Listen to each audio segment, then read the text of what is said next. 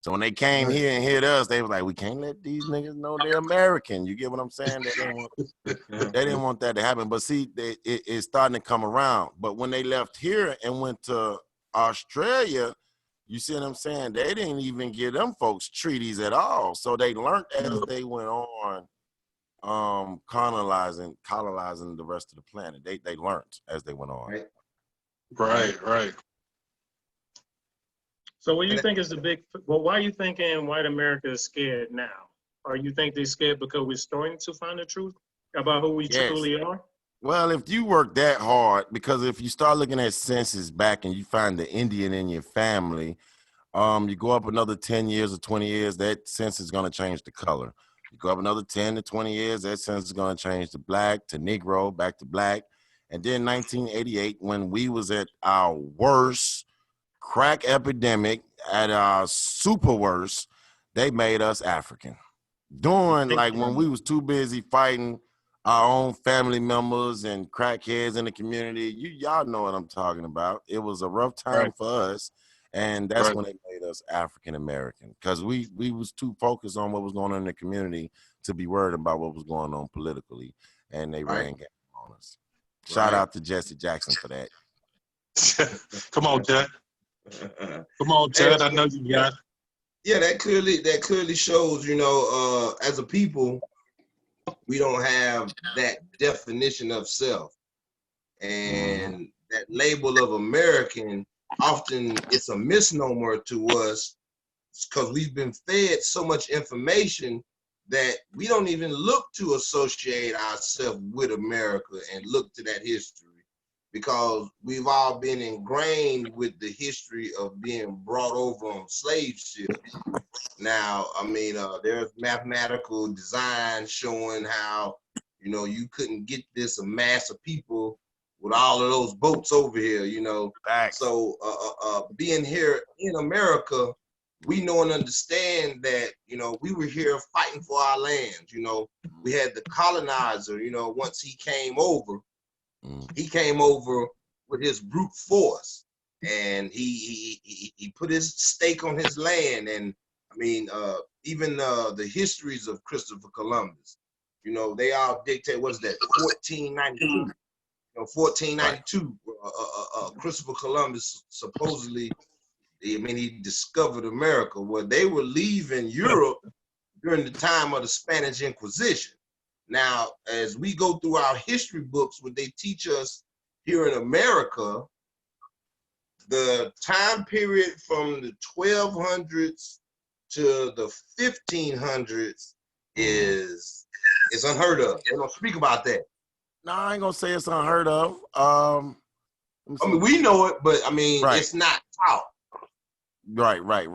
Ain't none of this stuff taught, because it let it up to them. They're gonna let you stay black African American and keep railroading you when you go to court, because you don't know who you are. Right. So yeah, that's to them, that's a good thing. Oh, but when you go in there and telling them folks you're not African American and you ain't no black person, oh, now they got a problem with you, because they really don't know what to do with you. I had one tell me, this ain't Indian court. They'll tell you that in a heartbeat and run you up out of there. Hey, now, I think I remember seeing something of Dr. Claude Anderson speaking on the Breakfast Club, and now he did make the claim of having a representation of ourselves as black natives. I understood where he was going with that. And like the term black can often have a negative connotation in it. But when you look at blackness, the trueness of blackness, that means death and resurrection and rebirth, and you know what I'm saying? So how you go from being the red man to the black man? Right. The Red Sox, the Redskins, they was talking about us. Right. True indeed.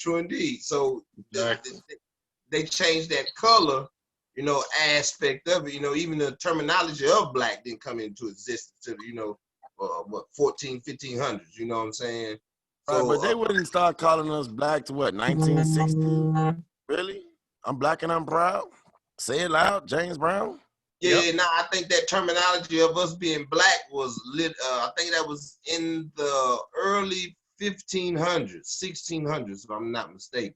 Oh, you talking about when they did? That's Virginia when they had to do the division between. Right, when they made all the Indians Negroes, right? So Right, in But color Georgia, you becoming was the issue. Indian. In Georgia, you was Indian to 1830. They didn't make the Indians Negroes until 1830. I have pictures of family members in Right. Georgia in the 1830s with hair going all the way down their back, and they darker than all of us. Yeah, So yeah. Right. we know this is our land. You didn't see none of them TV Indians in Southeast, none of these Mississippi, Alabama, Georgia, South Carolina. You didn't see them Indians over here. You know, they don't know nothing about none of this over here. Taurus, Right. you got You a know, question, man? Huh? I remember now I was saying, Taurus, you got a question? Man, I'm just listening right now. No, It's we're gonna go deep into it because Hey, you people know- have to understand. Us calling us a black has no rights, no meaning, it has no power. In court. That's it right. does. In the It courthouse, means you did. nothing. It don't have nothing. Right. It's It means, basically you look it up. it's basically letting them know that you're uneducated about who you Right. are. That's all they telling you when you say I'm black. It You don't let know them who know you that are. you are a minority. Right. And if you're a minority, that means you can't handle your own affairs because you're a child. Now, Minority. exactly. But on that point right there, fellas, that minority, do you actually know we are really not the minority? Oh, we They know put that. that in our head. No, you're a They're not. minority because you can't handle your own affairs. That's the only minority you are. Right. Yeah, right. we're not. I tell people I'm not minority. But let I'm me not a clarify. minority. Let me clarify that for you, Taurus. When we look at minority, we're thinking about numbers. Right. Yeah. And in this minority, our numbers are greater because the minority is split up into so many different groups and Categories. sects. Groups. There it is. But the reason we are a minority is because we have little to no control of our way of life and our living. This is Right. why we are called a minority, and we have a majority who are in governmental power. Now you got you got a group of the America, roughly 300 million people. You got a group of 300 million people. 600 to 700 of them are government officials that are the majority or elected officials that govern how we live. So that's why we are labeled as a minority. Minority is like a minor. Just think of a minor, a child. It's a group of minors. Yeah, Yeah. it's a group of children. Right. So when you become majority, just mean you can handle your own affairs. That's it. It just means that you are part of the majority. You can handle your own affairs. You grown. Right. You govern yourself. You can govern yourself. Yeah. I got a question. Okay. Go ahead, Jerome. Go ahead, Jerome. Now, I want to back up just a little bit when he was talking about the Negro, and that's because that's such an interesting word, and how they never called Africans Negroes, and we don't even pay attention to that. But I think that word Negro goes a lot of ways, Jerome. But go ahead. Yeah, well, the point I was going to get to is like what they wrote in their book. If you look in the Bible, their Bible, it talks about Ham, the progenitor of all the dark races, except the Negro. So, you know, and that's what it says, except the Negro. You know, so they're telling you that the Negroes. Are you all Hebrew Israelites? Is any one of you all Hebrew Israelites? Everybody's good? No. To me, Ham means hot ass mess. That's what Ham means to me. Hey, and the actual translation of Ham does mean hot. You're right. It does. It does. I always said it was a hot ass mess. But I just found it interesting that they tell you, you know, that you're not from Africa. Well, you got to look at it like this: 1920s, late 1800s. You got the Moors, You got the Yeah. Hebrew Israelites, they in the same office, they recruiting Right. people, they telling them nationality. And then the Hebrews go to court, they do the same thing the Moors do. They all speak the same thing, but they just one is Christian based or King James Bible, and the other one's Quran based. Yeah. Right. I Exactly. just looked at it as all of it was a distraction to Right. pull us away from what we got going on. Right. Exactly. You don't need no religion to do good. That's true. Hey, Thank but you. Noble Drew Ali Yeah. and the Circus 7, they were on something, and the American nationalists, so they definitely understood their reign and their history here in the America. Right, they put somebody on game. Somebody put him on game Right, Yeah. right. with the national. But at the end of the day, it was all about birthright with them folks, and I don't want to Yeah. give up my birthright. I'm not going to sign no paperwork to no Morocco. You get what I'm saying? Right, And give my right. birthright away. That's Exactly. why I'm not about to do that. Ooh, That's true. That's another deep topic right there. We Right, ain't gonna go yeah, that that deep is, though. it is too. Yeah, that's We don't want to go deep with it. We don't want to go deep with that one. Because a lot of people don't understand that whole, Revolutionary War and all that stuff. So we'll hit that on another sense. But So we beat ourselves basically, because that's the main question. Everybody be like, how the white man come and how the pilgrim come and take the land from us if this was our land. And I used to tell them all the time, like, we beat ourselves, because if you go back and look, we didn't lose no wars to them. It's a book called it's like encyclopedias. It's called The Book of Knowledge. They come out like every so many years. Like you have a 1920s edition, 1930s edition. Well, in the 1920s edition, I think it's the first book, and it talks about how they came over here and got on our land and stuff. They tell you in that book they didn't win no wars. They say they tried to sneak and hit us in the middle of the night coming up the Hudson River, and they will still lose. So what they said was they left, and they sent, and this in this book. So I'm just paraphrasing what I read, but it said that they left and they sent missionaries. And when the missionaries stayed and established, which would be the missionaries had gifts, and if let me guess it, they got some of them guys got them pregnant or whatever. And after they stayed, because there was a time point where they put down and said that they established, oh, he froze up. Yeah. Oh, He I froze thought that up. was me. No, he froze up. He Yeah. was about to drop something. That's what he was about to do. No, somebody got it, doesn't it? Yeah, he had me slobbering. Yeah. I Come was on waiting back, on it brother. too. I Yeah. was waiting on it myself. I'm like, okay, Yeah. well, I even wrote it down. Are you still there, Coach? Coach. Yeah. Hey, yeah, Coach. He hit. I can't keep wiping my slime off because I was eating that so much what he was saying. Right. I wasn't even thinking about adding no, man. I was just eating. You know what I'm Oh saying? man, we lost him. All right, he gonna come back in. I know he gonna come back in. I hope he come back in because come on, man. Yeah, he got to finish that, man. He needs to finish that. Oh, Coach, he coming back. He coming back. He got the setup. He just might have had a little minor technical difficulties there. But I mean, that's the beauty of doing things live. There's always gonna be some type of technical difficulties, but we keep going forward. What you got, Ty? Hey, You got something for us. this concept of us being American needs to be put more emphasis on, because a lot of times that is always the focal point, is our stance, and we don't never have a lot of stuff to stand on. And now us as people who have a history here, we can search our bloodlines, and we can search them all the way back, up until the 1400s, Right. And then it gets into a misnomer, because calculating these things as far as the census aspect wasn't really being as documented. You know what I mean? So Right.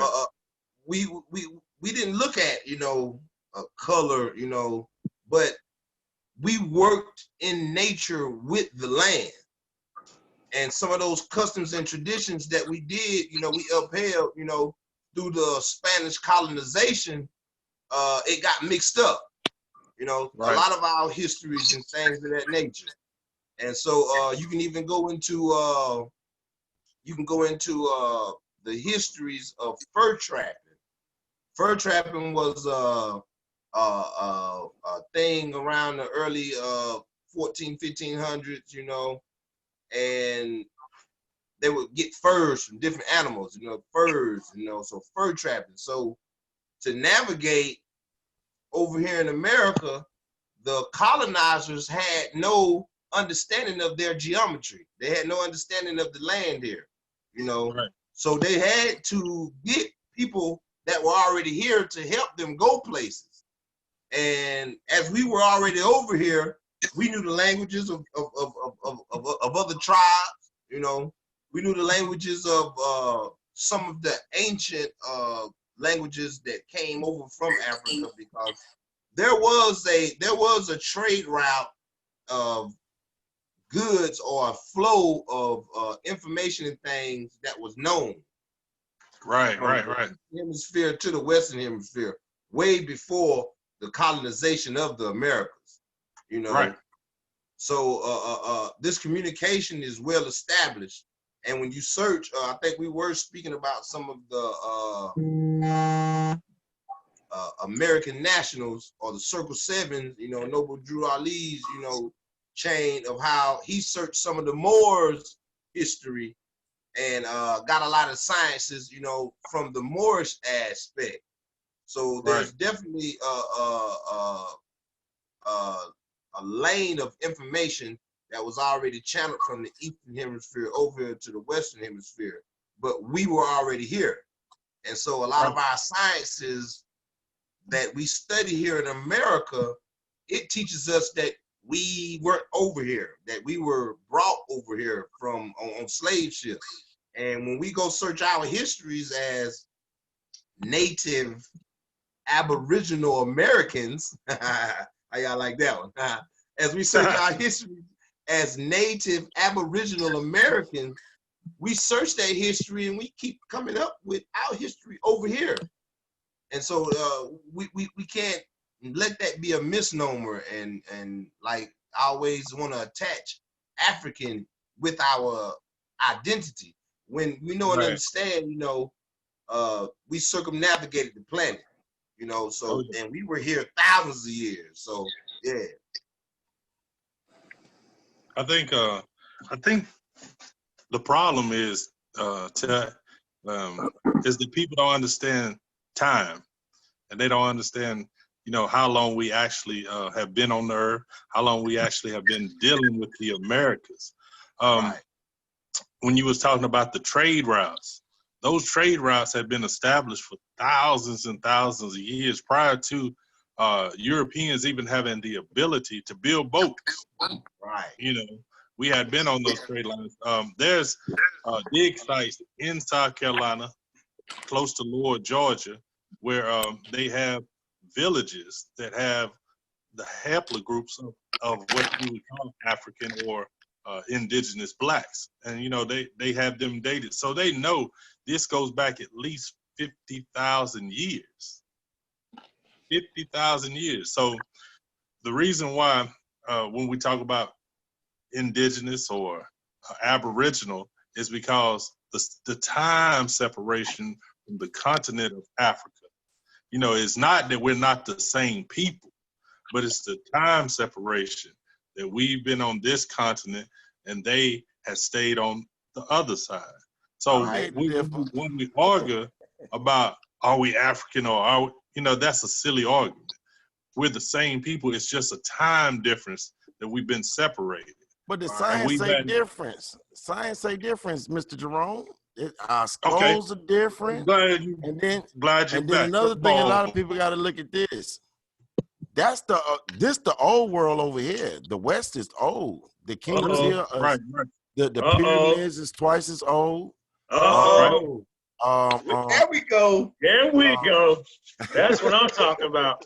Right. You about to get, we about to but dig see, in right now. this is what I really try to tell folks is a lot of people like, look at your skin. You know you come from Africa. And I'd be like, wait a minute. The equator go clean across this planet.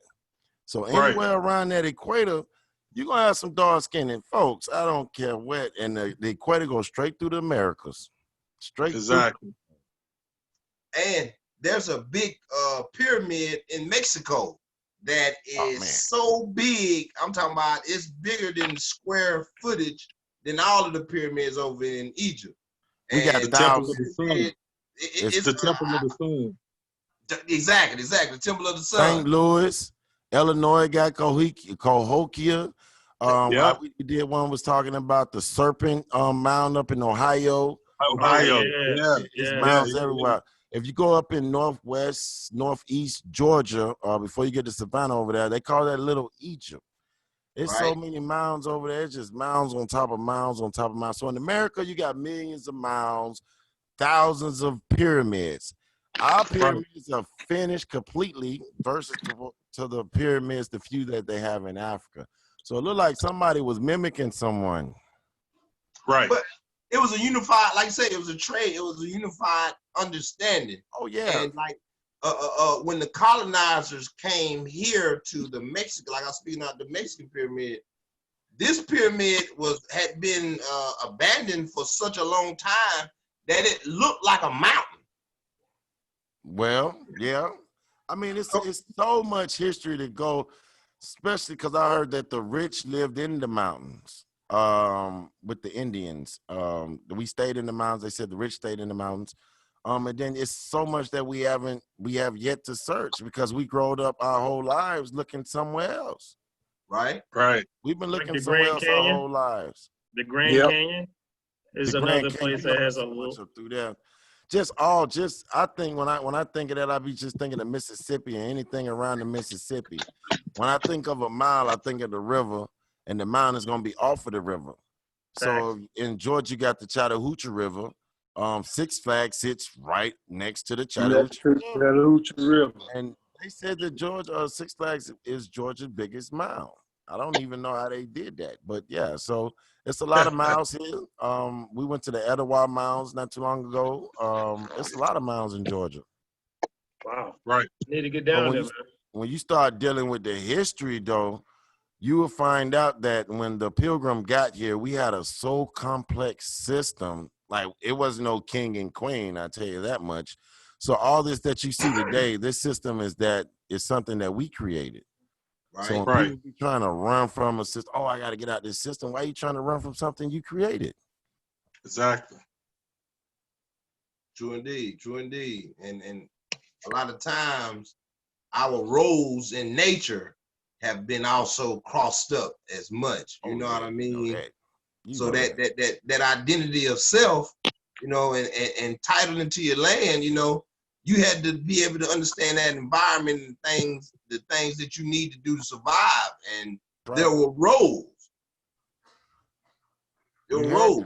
You had to. And that's how you know you wasn't African. There's no way you would have came here and planted nothing in no red clay. You would have been like, I don't know what to do with this stuff here. You about to starve. You get what I'm saying? Right. And that's all we around is red clay. That's what I'm saying. You gotta know how to play with that stuff, or you ain't gonna get no food. Gotta eat it. Right. But then also you gotta remember we have 4 seasons. A lot of people, if you come over that water, you don't know nothing about them 4 seasons. So it's a lot that you have to get used to so fast without the technology and stuff that we have today. So I don't see no millions and millions of Africans coming to North America and surviving. I just don't see it happening. Right. It's impossible. Not no millions. Now, and then you have free Africans. No one ship to prove nothing. Well, I know you could just Google this when you be looking up different things on the past. You always run into this little ticket, this little pass to go hunt Negroes. Mm-hmm. Right. That's in America. And I think it went for like 30 days in January or something like that. They hunt for Negroes in January. Then they had what they call blackbirding. If you look up the word blackbirding, that means you was kidnapped and took somewhere else, and you was coerced into doing some labor or something. They lied to you. Right. Like So to put on your slave. it's a lot of stories to prove that. And my favorite one would be the Pequot, the Hartford. What was it? The 1638 Hartford Treaty. So that'd be good for anybody to check out. Right. And a lot of people Right. got to understand Virginia created a ton of laws that they just happen to enforce nationwide. Well, when you So say Virginia, you gotta let folks know now. Virginia went all the way across through Tennessee, all the way to almost to Arkansas. Right. Florida went all the way to Louisiana. Right. Right. So I guess this is the question. The people that's on watching us on Facebook, if you got any questions, I am reading comments and throw them in there, because this is one of those segments that a lot of people are going to be asking a lot of different questions. Or if you're not used to hearing this type of talk, is hitting your inner man, and your inner man is like, yes, I'm trying to tell you this, and I'm gonna tell y'all now, start giving y'all DNA to these, like Ancestry.com, 23andMe. You're gonna be cloned. I'm just gonna go ahead and throw that out there to you now. You But, say you're gonna be cloned. You already know what's going on. We used to tell so people all the time. if somebody say they want your DNA, you have to understand why and what's the reason behind it. Because everybody's gonna say that you sub-Saharan. That's or you from somewhere in Central Africa. You're gonna have a little bit of European in you, mostly English, mostly Irish. You might have more European than you do African, but go ahead. So they don't really give you the true facts. And then at the same time, what are they basing that reference off of? They tell you, this and that. So that's one thing that most people have to truly understand. If I use Ancestry.com just to do the paper Man, route. so you guys, you get a chance.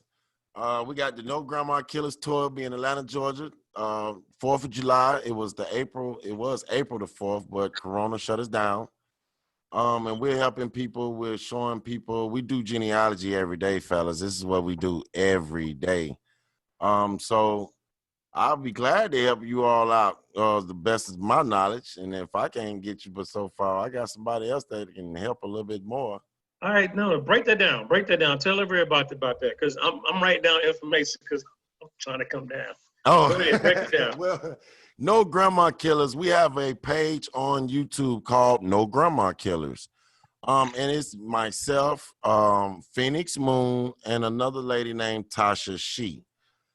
These ladies are phenomenal. They are awesome. Like I've been learning from these two ladies for years. Let's just put it like that. These ladies is awesome. And they're good in doing, like Tasha, she does like investigative work. She hits the museums and different things like that. And Phoenix is tough on law, but they both is when it comes down to doing genealogy and looking how names change and how they couldn't spell and knowing where to look and different things like that. I gotta give it to these ladies. They know what they're doing. So we're working together to help. I ain't got no. We're working together to get just to help as many people as possible, because a lot of people reach out, for help, and also to not just to get the word out. We've really been working with solutions, helping people with, because a lot of things a lot of people don't know. I'm gonna give you a quick rundown. With us being American Indians, Dr. Martin Luther King, a lot of people like, oh, he was a sellout. But when he got a whiff of what was going on, he started talking about homestead acts. That means somebody land getting took, y'all. And he That's knew right. somebody land started getting took. And the land been getting took, but he finally visioned it and seen what was really going on. Right. So when he started Right. saying, we going down here to get our check, you started seeing him smoke cigarettes and everything, because he knew what was going on. He knew it was shortcomings He knew he wasn't gonna be out here long because he was out here giving the truth now. You get what I'm Right. saying? So Right. if we're gonna get our check and we need to get our land and we out here teaching these white folks how to farm and stuff, we being held captive on our own land. He knew he was Indian. I don't care what nobody say. He told you in so many ways that he know he was this was his land. Exactly. Right. Yeah. So I'm Hey, like, what's up? Krewkut, I got a question for you though, Krewkut. Uh-huh. Of the genealogies and research that you've done to people, I mean, you've done with people in searching their history and their genealogy, how many people have you did the genealogy on that had ancestors that were, you know, I mean, like how far back did it go, and like when did those ancestors start to partake into the traits from Africans? You understand what I'm saying? Well, this is the thing. Say if you did find an African that came off a boat, right, in your genealogy. If you go back, I want to say 4 generations, you probably have 128 parents, something like that. Right. You go back 20 generations now, we have over 1 million ancestors. Million people. Yeah. Okay, so now check this out though. 1 African, 100 Americans. What are you? American. It's just like Exactly. it got swallowed in. It just got swallowed in. So if some Africans come, if you go to Africa from America and you start having kids with Africans that have kids with Africans that have kids with Africans, guess what? They're African. But if you come from Africa and have kids with Americans that have kids with Americans that have kids with Americans, you American. You're American. Right, right. It's just that simple. Now, there's nothing wrong. I don't hate on Africa at all. It's just we can't help nobody until we help ourselves. Right. Exactly. So how far back do you have? I mean, does the genealogy trace back to Dayton? I mean, does it? Oh, I've seen someone that went back to, man, we got folks back in the 1400s. We got back pre-colonial. We got people, normally we try to get people back to early 1800s to see where their family was and what they was doing, and different things like that. But sometimes you can get, some people have clear cuts and some people, it's hard. It's just really hard. Yeah.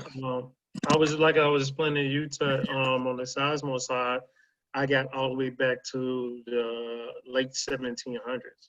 And you know, the census started in 1790. So and actually that's one of the census, that is the first census that I've seen Sizemore's on.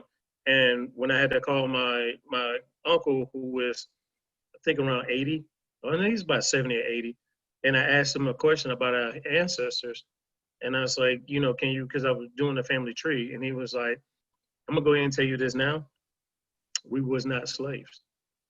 And oh yeah. And I was like, what do you mean? He was like, we were sharecroppers. We own our land. We worked our own land. We was never slaves. That's right. And then he was like, if you want to, he said, go to the book. He said, go to Cherokee County, go to the library in Gaffney. It's a book about the Sizemores. That's at the library. And he was like, now check out that information. I'm like, Unc, I'm going deeper. I'm trying to find out who we truly are, because a lot of us, our land was taken from us, but you have to prove who you are to get your land back. Yep. I mean, so, it's a lot of fight. Like you said, Cherokee, that means you got to dig deep, because that's a whole bunch that's a super nation, and so they started when the first census, they was in Tennessee, and they migrated down to South Carolina. They everywhere. Yeah, and that's like even like the Little Johns. I haven't did a genealogy search myself, but I remember my aunts and them doing one back in the mid-90s. You know, we had a big old family reunion. They researched the Little John tree. They had T-shirts made. I don't know if I still got that shirt, man. That was a long time ago. With the tree on. They had T-shirts made with the tree on it. Right. And that tree, my aunt, she had it dictated in a notebook. That tree just had the names, She had a notebook that had some dates and everything too. And I recall seeing some dates as early as the 1600s in there, as far as Little John's and their history going back on into what is now North Carolina and on into some over towards Louisiana, out that way, and how they were pushed north. You know, that was a story that was told, how they were pushed north. So they may have came out through Texas, you know.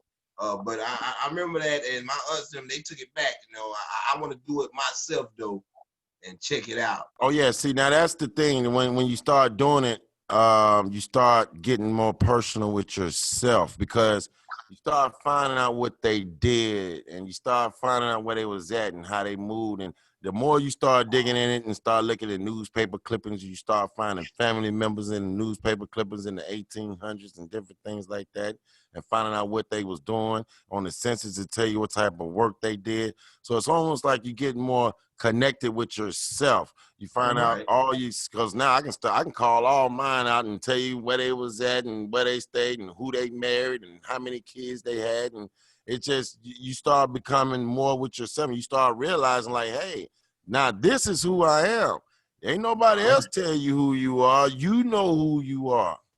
Exactly. Like it. It's like the best in the world. Indeed. Go ahead, Jerome. Go ahead, Jerome. Go ahead, Tara. Let Tara in.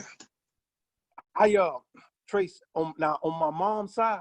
Yeah, I got to understand. I call my grandma mama. Yeah, I know. Now her her grandmother, who lived to be 110 back in slavery. Now she had children by a Caucasian man, which they was Indian, but she got raped by a man and back in slavery and she had children. Now on my daddy's side, I traced it all the way back now to my great grandfather, who he was not a slave. Like Brian's uncle said, he owned his own land. Right. And that was more purified as blacks, because we don't have, on my daddy's side, there's no Caucasian in our race, but on my mama's side, there is. And tracing it all the way back to the 1700s, it was a Caucasian man that owned the Hui side. Okay. When we traced it all the way back, it was an Irishman who was named, he was a Hui. And that's the name that I carry now, that come from. But on my father's side, but check it out. We're more, You missed it earlier. I think you wasn't here. I was trying to tell you. It's mama's baby, daddy's maybe. So when that man came in there and did that, it didn't really do nothing, because when you stick with the mother's line, like you said, like I know one of my great grandmothers was raped as well.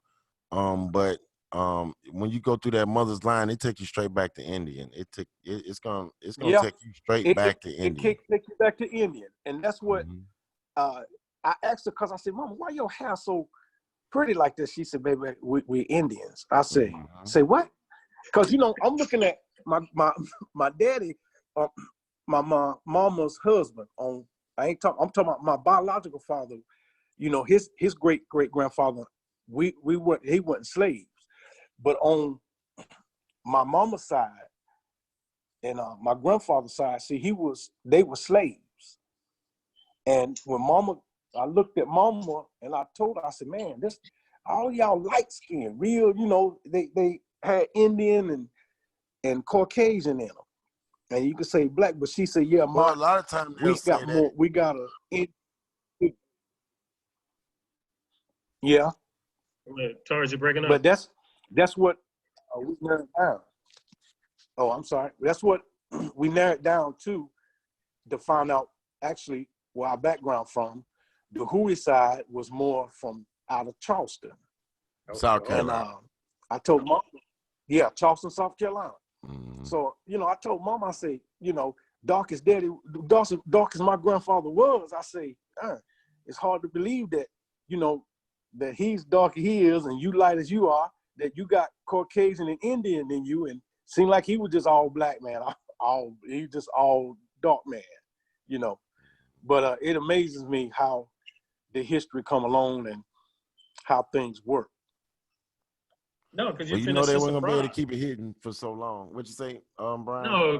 You because you have a sense of pride when you start finding out your ancestors and finding out what they are, because of this teaching that we've been bamboozled about is slavery, slavery, slavery. Every 15 million came here on a slave ship.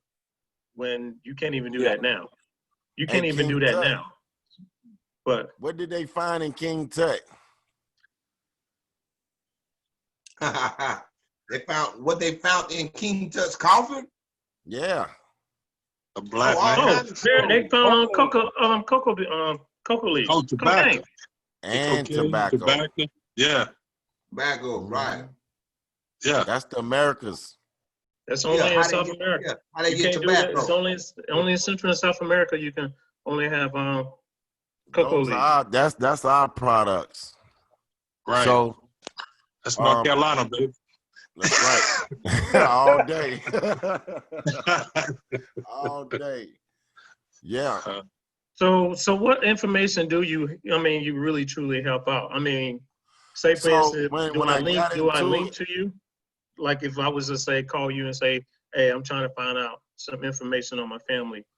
What is the first step that you push people to? like what someone said, they go to Ancestry.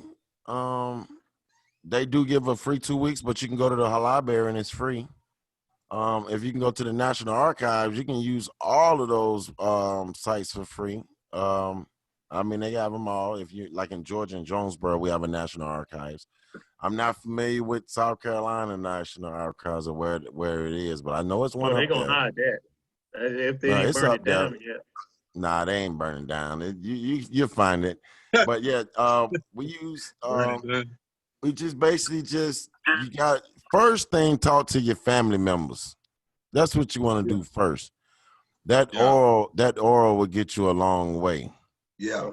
I ended up talking to a great aunt up in Ohio, and she was telling me, because I was telling her that somebody told me one of my great grandfathers had married an Ethiopian woman, and this lady was like 90 years old, and she was like, they told you a bold-faced lie.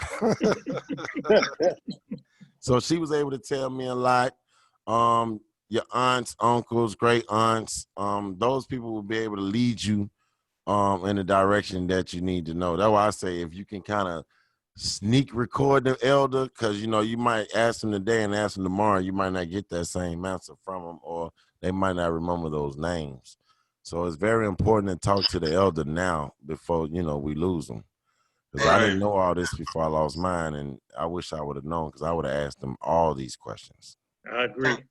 Now, totally agree.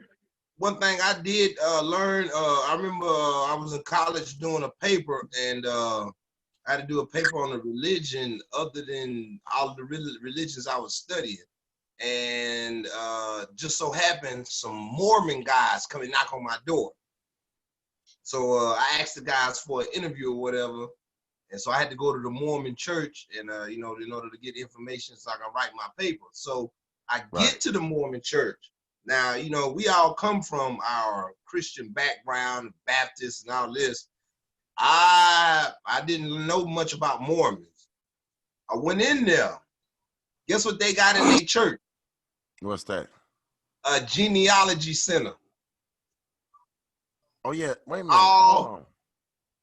Mormon churches, they have a genealogy center in there, and when you pay your tithes in the Mormon church, you can dictate where you want your money to go. So I give $20. I can say I want 10 to go to the genealogy center, and 5 to go to the library, and 5 to go to the gym. So that's one thing I learned. The Mormons got all of it, brother King Tut. What's that? The Mormons have it all. They have all of the records. They have literally all of the records. So Utah is where it's at. Yeah. I don't know how they who gave them the right. I don't know how they got ended up coming out of New York. They got no, it's out of Utah. New York. Now they out of Utah. The Mormon. No, but they got. If you want to see the records of your ancestors, you got to You go got to to go Utah, to buddy. Utah. Yeah, Yeah. in Utah. They got That's the that's titles the to Mormon your state. house. They got the titles to your cars. They got the titles. They got the records of everything in Utah, my friend. Words It's bond. in Utah. Yeah, Utah. That's a Mormon state. Yeah, yeah. It's That is Mormon. Mormon state. Yeah, that's a Right, Mormon right. state. That's the basis of their church, Jesus Church. Christ and the Latter-day Saints. They call themselves the modern day prophets of the So time. what are they doing? If they out there and they got Jesus, they had to take Jesus all the way across off the East Coast. They had to get all the way to Utah. And when they got him over there, what are they doing? Who names are they portraying? Who are they doubling down? Are they you now? Did they double us The up? Did they founder double of, us up? Hey, you know what's the interesting? founder, pardon me, the John founder Smith. of the Mormons, they was John Smith, exactly. John Smith. He was buying sarcophagi. He was buying sarcophagi from Egypt and studying and trying to translate the inscriptions. And he came up with his own laminations and things of that nature in his golden book. That's right. Everybody come up with their Hey. own stuff. And you know what's interesting about that is that they have all the records, right? They have your records, and they know more history than you, right? Mm-hmm. Do you know where they say? Do you know where they say the Garden of Eden is? Where? In Utah? Missouri. Oh, In Missouri. In Missouri. In Missouri. I thought it was in Missouri. South America, so you got me. I thought it was Utah. In I thought it was Missouri. Utah, So Oklahoma. he was gonna say Utah. Yeah. I'm like, Hey, I ain't going. you know how I everybody talked to- tells you that the Garden of Eden had to be in Africa because that's where life began. But they think it begins in Missouri. And they have all the Where is Fossil City? Isn't that in I think that's in Ohio. No, Illinois. It's where they found the oldest fossils right here in America. They named the city. It's a prison town. It's called Fossil City. I had to look it up. No, it's Folsom. Yeah, It's Folsom. Folsom. Yeah, Folsom. It's a prison. Yeah, there. it's a prison. That's prison. right. Yeah, it's a prison. Yeah. Yeah. Mm-hmm. Yeah. And the Folsom man is the skeleton that they found. Yeah. Mm-hmm. And let them tell it they right found there, if you some study that, stuff over here. Oh, you find a lot of the way stuff I'm there. saying, if There is a lot. Yeah, but they ain't digging. They ain't digging. Hey, now no, they ain't digging. right, we don't take into account They now. don't We wanna don't dig. take into account all of the ancient anthropologists and everybody, sociologists and everything.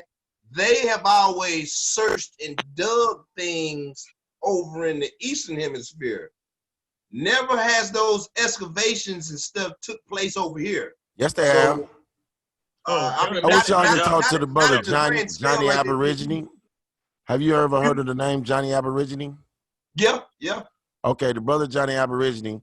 I did. As a matter of fact, it's on the No Grandma Killers. Okay, and it's on YouTube, and his name will be in the title, so you'll know it's him.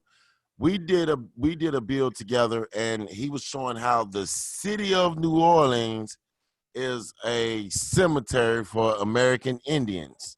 Yeah. And how under the city is one of the biggest Indian graves that they was able to pull up. So our history is here. And then he was hitting the names, and he was going through the names, and then they also show you how the names change. So it's a lot of work when you start digging, but when you start getting it, they can't tell you nothing really, because you know where you at now. You know you at home. Let me throw this in, Ted. Is because now they did do archaeological digs in America, and they done them especially a lot in the 1800s. This is the reason that they created the Smithsonian, is because of what they started finding.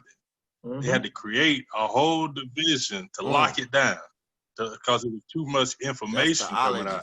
Because right, exactly. And so, because think about it, why would a museum be run by the government? Well, you know, you can't let. See, that's the thing. You got to remember. They said we all died by smallpox. All right. So they saying that they killed 90% of us due to smallpox, and only 10% of us lived. So that means If you got a whole continent of people over here that you just wiped out 90% of them, with my dogs should be still finding human bones in our backyards right today. If you think about it. That's right. Because you're looking at, what was it? Right. You're looking at millions and millions and millions of people and only 10% made it. I don't believe that. No. Actually, Well, the way- if that's the case, Go ahead, Troy. if that's the case, then that means there had to be at least 300 million Americans over here. Because It was it's more. It was a what, whole bunch of us. 59? It was You a know whole what I'm bunch saying? of us here. So, right. You had millions of slaves before the Atlantic slave trade had even started. Right. And then they turn around and they shipped us out. That's Oh what yeah, they we did normally another do. build on No Grandma Killers. It's called the First Slave Ship. Up in northeast, I don't know if it was Maine. I forgot exactly where it was, but they were saying how Saskatchewan. they were saying how they kidnapped. Now check this out. Now how they took the homeless. Y'all know we weren't sleeping in no teepees. They said they took the homeless and shipped them over there to England. And then we was rogue over Right. there. They said we was over there rogue. And the ones that made it back, the ones that didn't die that made it back, they hurry up, sent them back home. Like, get rid of them niggas as a fool. They got us over there. Check it out. It's a book. We give you the reference and all that we got it from and different things like that. It's called The First Slave Ship, and it's on No Grandma Killers. I'm checking y'all out. I had it like, I'm excited, man. I'm gonna check. I'm excited. yeah, check us But out. I mean, but man. at the same time, said, No Grandma Killers, I do have Wild Feathers. Huh? What you were saying? No, go ahead. We on Facebook, we on Wild Feathers. And on YouTube is No Grandma Killers. Wild Feathers. Got Mhm. it. No, dude, I got a question for you.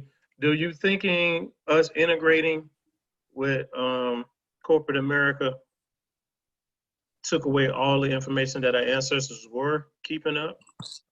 Well, the ancestors wouldn't say they was Indian because if they did, they was killed. So that's why most of them. That's the reason why a lot of us didn't know. Have you even noticed when they say the great uncles and them used to sit on the porch, didn't talk to nobody, just sit there and did their own thing, didn't bother nobody. They kept quiet. Right. They know they told you was Indian, we'll be killed. You watched all them movies, and they was looking for the Indian. Where's the Indian? And then they would have the native Indian be with the white guy looking for Indians. Who they looking for? They weren't looking for themselves. Right. They was looking for us.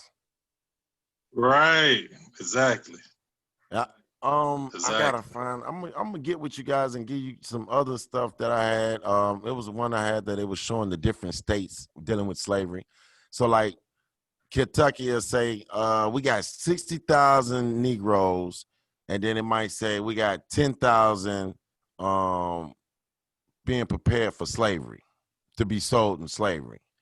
Then you go to the next state over, each state will be like, okay, Ohio might have 300,000 Negroes and 50,000 being prepared to be sold in slavery.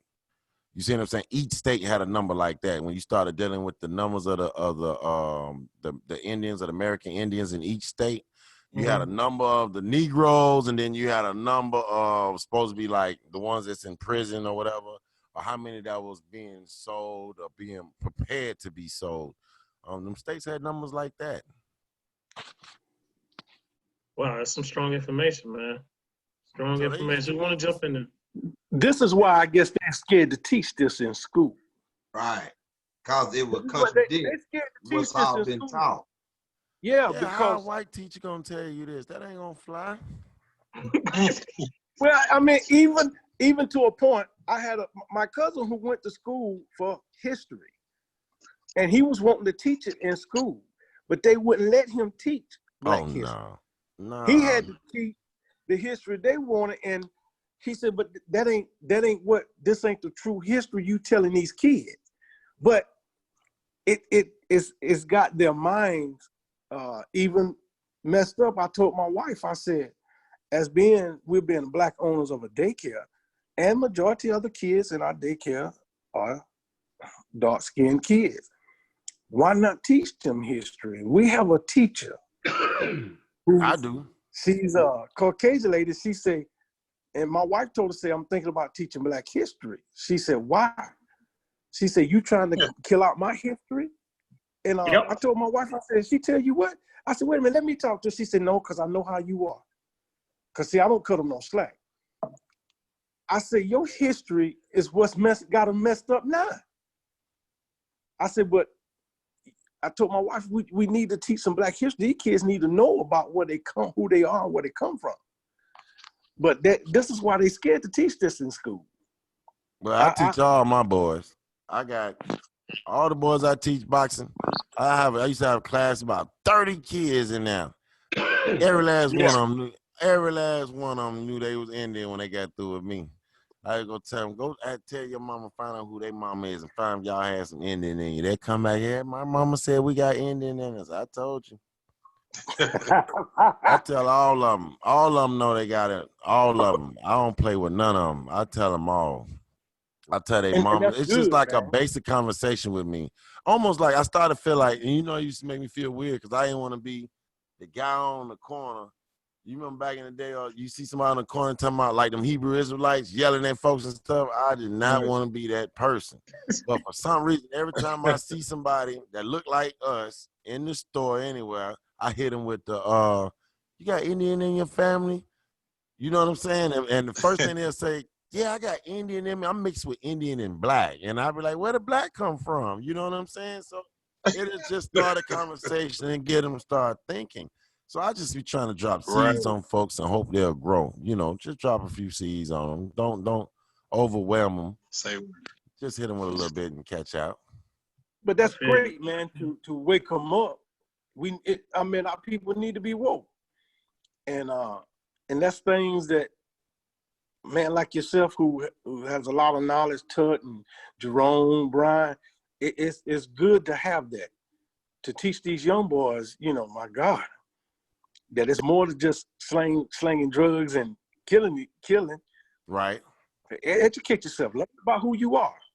And if you, I told a young man, if you learn, I told my son, he asked me a question, I said, go read, go study, know who you are. And that's something that at a school that he's at, which is majority us, but they teach them about Black history and things of that nature. But I told him, just don't take school, go a little deeper, go a little farther, read for yourself. And he's coming along pretty good. So I told him, when he go to college, I say, you're gonna learn a whole lot more. And that's why I told my two baby boys, I said, y'all need to go to school, learn more. It's gonna open up your mind. You're gonna meet people who's not gonna think like you, but gonna drop some knowledge on you that's gonna help you. And when you begin to understand and see what they talk about and doing your research, then it'll open up your mind. Yeah. Because a lot of people and I told my cousin, Jeff Coleman was talking to our cousin, and I told him, some people ain't gonna understand that, Jeff. The things you saying, some people ain't gonna understand because they closed-minded. Their mind's still in that box. And it wasn't till I had to open up my mind to find out who I was, and even talking with Jerome, who helped me out tremendously to know who I am and things. And even now, further talking to you, Coach, it just brought my mind even more. So we need to teach our young men. Go ahead. Hey, Coach, I got a question. What's up, Jerome? So the UN is pushing our people but the Indigenous Rights Act. How does that help us? What do we need to do with the UN? You're talking about the UNDRIP and what is it? The UNDRIP and I can't even think of it. The UNDRIP. I think that's what it is. The UN, America don't even mess with the UN no more. Right. they don't even. So I don't think that they can really. I don't think they can really do nothing to help us right now at the moment. No way. Okay. So that's the reason why I don't get tied up with it. What Right. I do is, and this is what I tell everybody that knows me. I can't tell nobody else how to say their community, because that's what it all comes down to. I try to figure out what's gonna help us out in the long run. I can't tell Right. nobody else in no other city how to save their city, but I can tell them what I'm doing in my city, what's working for us. You kind of get what I'm saying? Because I got to Right. be able Right. to do it here before I can go show somebody else what to do. So I'm still learning and working it right here. But I that's got basically all we can do is just start work in the communities that we got going on. When we got something going good, to show people what you got going on, so other people can mimic what you got going on. And right. from other communities that's doing other things. So we're gonna have to just work in our communities and share that info. Right. Right. And poke me in the eye, Tut. Huh? Oh. No, I, I got. I'm Go ahead, messing Tut. all You've kind been of stuff on quiet, my Tut. phone, bro. You've been quiet, Tut. He trying to get it Uh, together. I apologize. I'm having to deal with them boys, man. I missed out on a little segment y'all got into right there. Oh, okay. I do got it was interesting because my daughter called me this day and she was hot. And I was like, what's going on? What's going on? My daughter's actually she's 6 months pregnant. And I'm like, calm down. She was like, it was the post of that white teacher telling us to go back to Africa. And then she actually told us, she was like, why don't you go back to Europe? She was like, we're from here. We're from here. Why are we gonna leave? Why are we gonna leave our home and go somewhere else? This is where we from. And she was saying people to, you better study your history. You better be enlightened. And then Man, you got she a was choice. like, and then she called and she said, Dad, I thank you for letting us know who we are as a Huh? people. And I'm like, hey, I'm learning myself. But at the Right. same time, that's who you have to, your You kids got a are the choice. first line that you have to bring the knowledge to. Mm-hmm. And she's 26. And No, it actually, ain't mean nothing me and wrong. that's Tara's cousin. Right. You just found out. No. Me and Taurus. Yeah, I used to be married to his cousin. Right. We No, was just talking about it earlier. me and Tut just found out. Oh yeah, Tech. My You know, bad. My bad. me and Yeah, Tut Tech. just found out, but See, it's all you'd y'all be related. surprised. We probably are linked in Now, when you cousins do anyway. genealogy, you'll mess around and cross paths with all you guys are cross paths somewhere. Yeah. If you're really doing the work, like I said, 20 generations back, you're looking at 20, Yeah. a million ancestors. Yeah. And everybody had big families then. Hey yo, Everybody had big families. I want to pose a question to the group. Go for it. It's just something that I just thought of. I heard Brian speaking there, and he's speaking about his daughter, and he's growing up with, and you're a white person saying, get off this land. Yeah. Now, we know that we are native to this land, right? Facts. And we know and understand that, there was a point in time when we didn't see a white person. Can we all agree on that? Like on South Side Chicago, but go ahead, yeah. Yeah. So, the approach of a quote unquote white man or Caucasian, I know a few white people, they don't even like the term white. I mean, just for a conversation basis, I have to say that. But I want to get you guys' opinion on, I know the terminology of race, but I just have to say it, in order to convey the message. I want to get you guys' opinion on race relations. Okay, now, we know and understand that we were here. We were here, and we had never seen a Caucasian man until. I'm not gonna say we didn't never see a Caucasian man, because we had the what you call them, like the Silk Roads, like over in Asia. We had them here like 95 and 85. Those interstates would be our main roads. And we used to have like what they up in New York, we used to trade. All the roads used to lead up there. And you used to have other people come from different countries. Now we just didn't trade goods.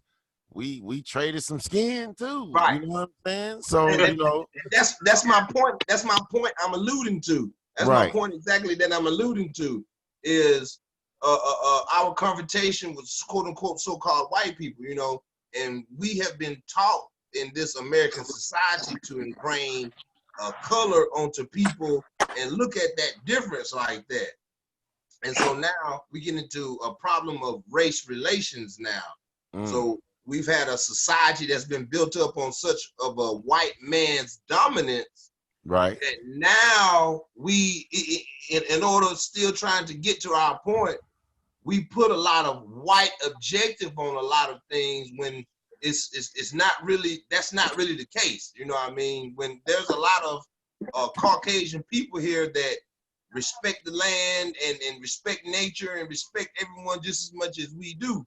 And as a human race. Now, and one thing that was always embraced by Native Americans was the human race. I've spoke with some of my ancestors and, you know, some of my ancestors and family members, you know, on my mama's side, my dad's side. I got Indian roots on both sides. And, you know, You're just an they Indian. all have stories of the white man. Right. You know? And that came from confrontations with the white man. But you know why? You know why the white man gave us so much blues and problems? I was reading another book that was telling us about how they sent the best, like only way they would come over, they would send the best over here to marry us. So like we was married, they would, like, the kings and queens all over the planet would send their children over here to get married. Right. If you got the best of the best of the best getting married over here for years, that's why we the product of just the best. We the best at everything we do. No matter what it is, we can't be beat. I don't care if it's thinking, running.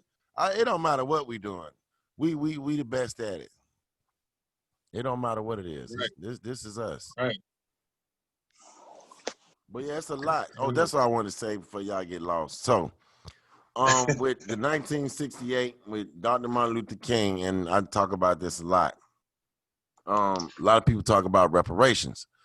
Well, after he died and they passed those laws and stuff, the government has been putting billions and billions of dollars that's set aside for American Indians every year. First come, first serve, all types of bids, non-bids. See, we only look at Section 8, and people think of Section 8, HUD, Section 8, where the women get the homes, and, you know, the men be like, I can't even stay up in there. You know what I'm saying? Yeah. Well, the brothers need to start looking at HUD Section 3. See, even if they don't, like, HUD Section 3 will put them to work. It will get them the school, the trades they need for free. It will get them housing. It will get them it will, like, if they have a business, it will get them contracts for their business just because they stay in a Section 3 area. A Section 3 area would be anywhere that's a mile away from some projects or a city with a population less than 57,000. That will be considered Section 3. So we all need to really check that out when y'all get a chance, because it's a lot of benefits. A lot of brothers sitting around, they don't have jobs. They got felonies, think they can't get a gig. Tell them to go down to the local project, go in the office and say, hey, I would like to get some work through HUD Section 3. And them folks will put them to work. Wow. That's good information. That's good information. Now, when you look back, the HUD Section 3 is like, you can check out the portal. It's what is it?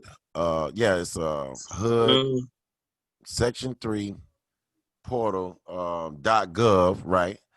But they have two sections that you can fill out. One would be for residents, for help and support for you and your family, and then the other one would be for business.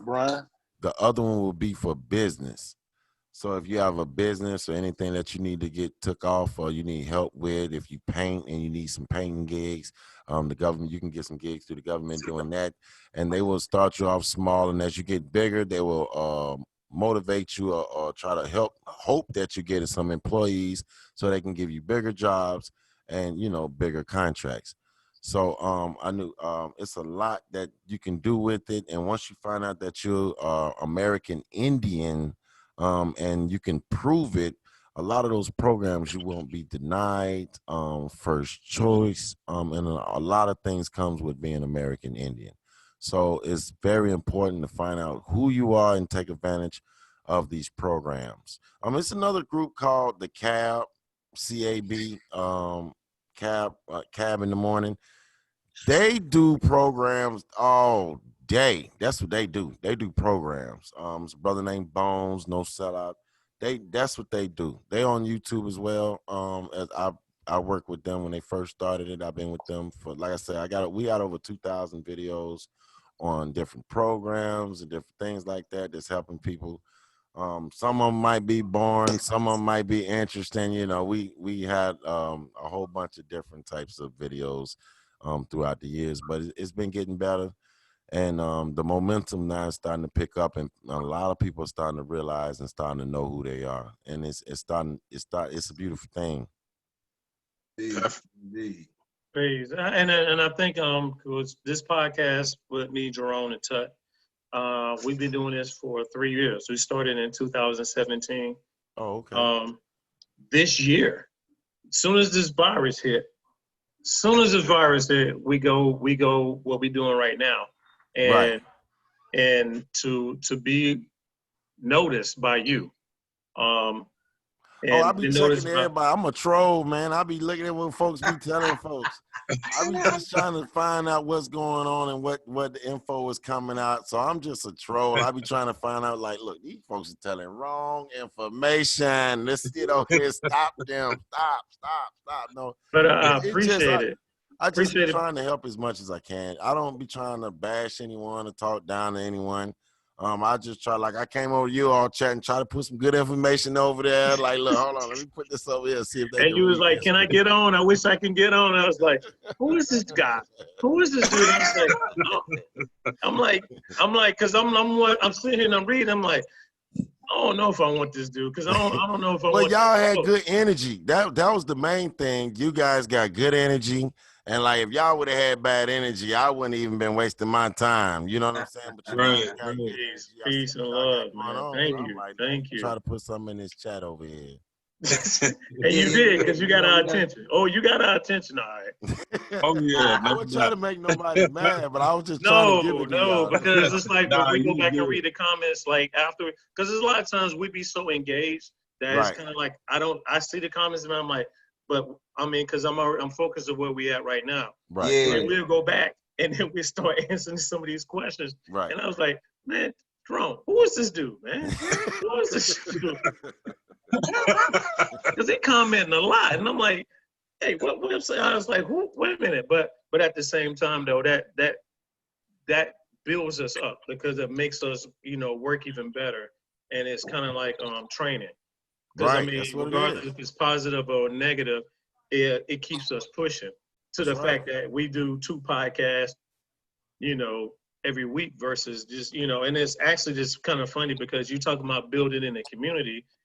Our last segments has been, and I think that's the one that you jumped on, is what is the black man role in America? Right. And, Yeah. And I don't even think we can end that series because so many people is coming on. And we're trying to get everybody's point of view because now we in this building mode. Now we in this mode that now we need to start fixing our communities to get back to what our communities were back in the day when everybody in the community raised everybody in the community. And I mean, that's where that's the aspect of what we're doing. But at the same time, this builds us up to take care of our families because our family is first. And if you're giving me advice that I probably didn't pay no attention to or don't know, I'm taking this down. Hey, Grandma Killers is my new thing now, dude. Well, it's like we was back Killers. in the day. I ain't gonna lie. Hey, and I'm back telling in you the now, day, Brian, we used to have last night we did a bill last night, and that's what we was talking about. This exact same thing. It took a village to raise a child. And you remember, you go down the street and you do something you ain't got no business, the neighbor will snatch you up, probably kick you behind, take you back home to your parents, and then you're going to get beat up. Another. Your aunts and uncles, you probably going to get 2, 3 of them whoopings before you get to sleep. You get what I'm saying? So now it's don't touch my baby and don't say nothing to my baby. So now you took the responsibility off the village and you want to raise this child on your own. But you're not going to be able to peep all personalities of a child. You're not going to be able to watch and peep all. It takes a village to raise a child. Right. That's true. So we got to get back to that respectfully. Right. You get what I'm saying? That's facts. Right. Thanks. That's the major. And that's what I understand exactly what you say when you say you love your hood and you love where you at, you know, because that's something you've gained control of. And that's something that you can, you know, dictate a little more of what's going on. And I definitely understand that because, you know, in my neighborhood, you know, I definitely appreciate all of the youth, you know, they know to come to me, you know what I'm saying? You look like the one they go to. I ain't gonna lie to you. You look like the football coach or something. You look like you don't play, I tell you that. Hey, don't piss him off. Y'all have a bad day. No. Actually, that's how I was with Taurus. I was scared of Taurus back in the day because me and Taurus was older. See, I was scared of Taurus back in the day. It's like, man, in my neighborhood, where we grew up at, in my neighborhood, it's like he said, if I went to the neighbor's house and I showed out, my neighbor would get me. Right. And then say, okay, come on, let's go talk to your mama. Ooh. Yeah. And what made it so bad, man, is it wasn't at the point that, you know, he got me. It was the point she said, you embarrassed me. Yep, that was it. That's what made that You whipping worse. embarrassed me like I'm not trying to rear you right, and you embarrassed me, and man beat the brakes off me. That's and right. I told her, the neighbor just got me. He just whooped me. It don't matter. I'm gonna get you. Come on in the house. Come on. You got to get you was again. Yes, ma'am, and yes, sir, for a month. That's it. I know and that's right. Call your name. Yes, ma'am. Yes, ma'am. You better say it. Because if you don't say it, you in bad shape. And the thing about it is, Taurus' grandmother, No, we had a discussion about that as well. Now, you guys are kind of older, so you can kind of probably agree with me with this. You know, back in the day when you was in the like out on the block, you had that one elder lady. She either was the cussing lady or she called the police. I don't care what she did. She called the police, and I had to tell these kids nowadays, you can't call that lady a snitch because she just doing what she doing. They always did that. Hey, I got one in my hood still, bro. I got 2. See, he already know what I'm talking about. He about Hey, and that's who we use for our neighborhood awareness group. That's you right, know because she can tell you everything. She's the good voiceover. Even when people get out of line, she'll come and get me. She'll be like, Tut, you need to go over here and straighten this up. You know, and she, you know, you need that overall voice of elderly experience because a lot of people might come with the snitching culture and this and that, but what's right is right, you know. That's right. And in order to keep that neighborhood and that unity and that cohesion in that neighborhood, sometimes that lady had to call the police and get Crazy Junior up out of there, you know. That's right. That's right. So in order to, because Crazy Junior is now starting to endanger other people in the neighborhood, youth, things of that nature, you know. So you definitely have to have that. We call it now the nosy neighbor. But I make sure all the youth keep these ladies' yards clean. That's right. You gotta respect them. That's right. That's right. You gotta respect them. Well, I'm the only black dude in my neighborhood, so I got the only black family. And for some reason, everybody's that's rough. Now that's a nightmare for me. But it's no, because I was in the city in Philly. I had to get my boys out, man. Oh yeah, I feel you. Now, when you're in a rough environment like that, like when I come up on 65th and Drexel in Chicago, when I moved down south and really noticed how peaceful it was, you couldn't get me to raise nothing up there. I just go to visit now. You can't even pay me to stay. But the thing about it is I guess everybody still comes when they got their little issues. They come to me, and I'm like, why y'all bringing me into it? But it was, it's a respect. And once you establish, and if you show people respect, they show you that respect back. Everybody in the community, Brian's like, I wonder what the black guy would do. Anytime they got a Right. problem. Right. They do. And they don't like the way I come at it, too. I'll be like, you really want to ask me that question? You really want, because one dude had a little issue with somebody in the neighborhood. I know we're going off topic. And he was like, the dude texted us like, what you think you king of the hood now? I was like, dude, we in the suburbs. When the hell we become? I say, tell him Brian's the king of the hood. All the white people that know me, they call me they Indian friend. I don't even let my white friends call me black. I'm not black. I'm Indian. I tell them That's deep. Right. I tell them I was here. Respect. My ancestors was here when y'all got, and most of them already know it now. You be crazy. Yeah. They know that Yeah. information. They know. They already know. He was like, oh yeah, Pocahontas. I mean, Powhatan, them some, yeah, they was Negroes. Like, man, you know all this, and we didn't know this. They know a lot of stuff that we don't know. Man, this is deep, man. Right. And that's one thing too. I definitely want to get the point across too.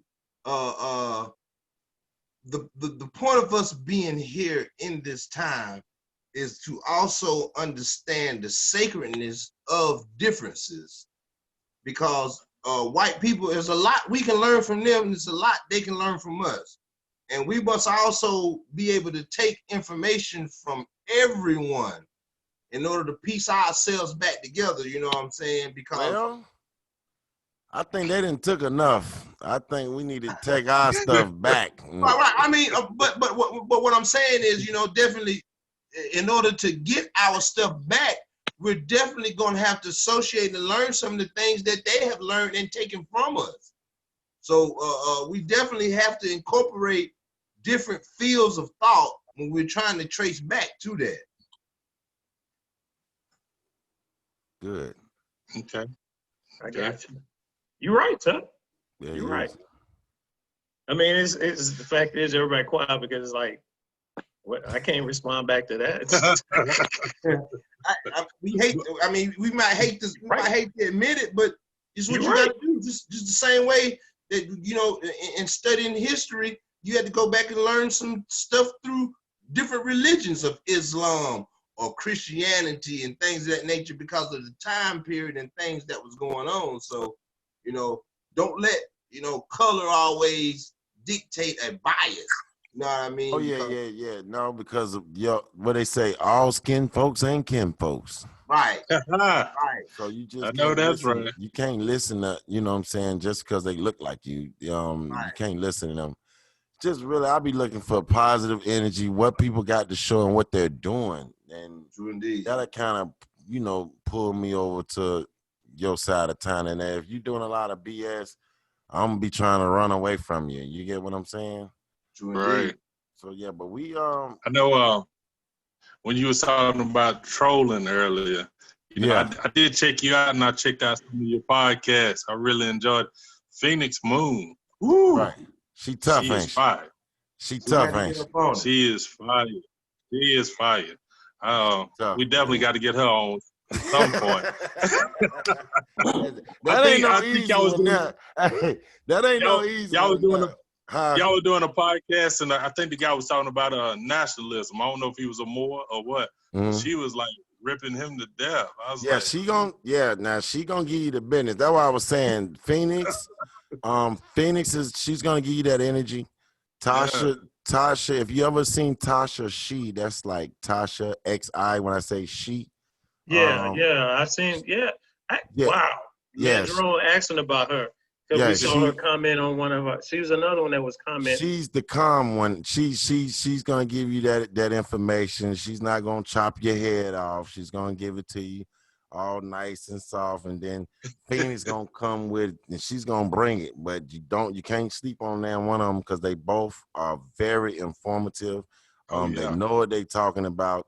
And like I said, I can sit there and listen. I work with both of them. I can listen to them talk all day because I know they're gonna give you some good information. They're gonna give it to you. No Hey, doubt. then you say Tasha Z as in XI? Yeah, that's she. She. Yeah, So she. that also goes back to the old the Mexico terminology, the old Mexi. The she Okay. people. Yeah, She. yeah, yeah, yeah, Yeah. yeah. Okay, okay. When you do your homework, that's where we It go come back to from at the end Asia of the too. day. Right, true indeed, true indeed. Yeah, It okay, goes okay. back to Asia too. No, we coming out Central America. We ain't coming across that Bering Strait. I ain't talking about that's where it's from. I'm talking about I'm talking about the information. Those people, they built pyramids over there too. Well, I think we just built pyramids everywhere. Yeah, basically, yeah, Yeah. yeah. Yeah. Because when you look inside those pyramids, you see us. Exactly. Especially the ones in Central America. The way I'm talking about. those are it's so like us because they got bellies, they got guts. I got a gut right now. You get what I'm saying? Like I was like that. They dark skinned with dreads and gut. Big I'm like, noses, this is us big all day. lips. You All know this day. is us. They didn't mistake when they was some pretty good drawers too. They drew us. They knew a lot of Down us to the was fat T. Yeah. too. Like, look, Yeah. and then we had all this food over here. You know, we got way more food over here than they got over there in Africa. Word is bond, word is So bond. I mean, showing and us we was being all swole and fat, that's because we was eating good. This is the land of the milk and honey. right. Exactly. But Exactly. you know, often we speak about a lot of the brothers. We speak about this being the poor part of the planet Earth, I don't and know why. where we're at, kind of. But when we get on over into Texas area and Florida and South America, then you get the riches of the earth. You know what I'm saying? Is the equator no different than you did over in Egypt and all of this area? You know what I I'm don't know, saying? cause we got this red clay. This thing's special. And then True you get up indeed, there true in indeed. Michigan, you know, they said copper was just in abundance around here. You know, we True got indeed. gold mines, we got mines everywhere. I don't know, man. We got so many minerals and foods and spices. Everybody on the planet is fighting to get here. True indeed. The whole planet is. Technology too. Mm-hmm. So I'm enjoying. Actually, I'm loving it. I would actually love to have them ladies on because we also doing a segment. What is the women's role in America? And Ooh, the matriarch. Hey, them ladies there. Well, I know them ladies been busy. I don't know. I don't know. I can't make no promises. no. I know. But that's something. That's a new segment that we're doing Yeah. because we trying to build community. So, But you know they got this show. We working on the show. So, you know, we got the programs for the No Grandma Killers. It was for one day for April the 4th. Now it's a 2-day event, Friday and a Saturday, July 3rd and 4th. We have all kind of speakers and guests. We got Johnny Aborigine, Carrie Davis from African Americans Ain't African. We got entertainers. Well, we got a lot. So that's why I was saying, like, I was like, I don't know, because them ladies got their hands full. But if you know, they probably watching right now. Ain't no telling. hey, we trying to build, and that's all we trying to do is trying to build community, get educated. Like I said, we talk about this like every time I'm on. This is me speaking to me. Okay. So this is affirmation for me in trying to help build me up to even keep this going because it's scary at times, and it's been times I've been wanting to quit. I do it live every day. I try if I ain't been live in 2 weeks, but if I'm not live, I'm screaming for someone else. I'm gonna run a scream every day, sometime 2, 3, 4, 5 screams a day. I went live this morning at 5:30 in the morning. I got off about 8. I went live last night about 8 o'clock last night. We do this every day. We talk with people, we build with people. Wow. If it's new information, old information, because like you all are still and you all the people that's following you all, they don't know a lot of this stuff, so it'll be a lot of new information to them as well. So I'm trying to give it to everybody. I'm looking for Pan-Africans. I'm looking for folks I'm looking for anybody that'll listen.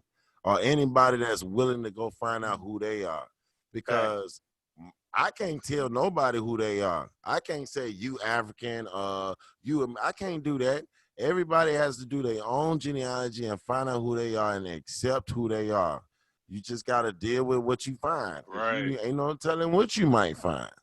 But it is who you are, and that's the blood that's running through you right today.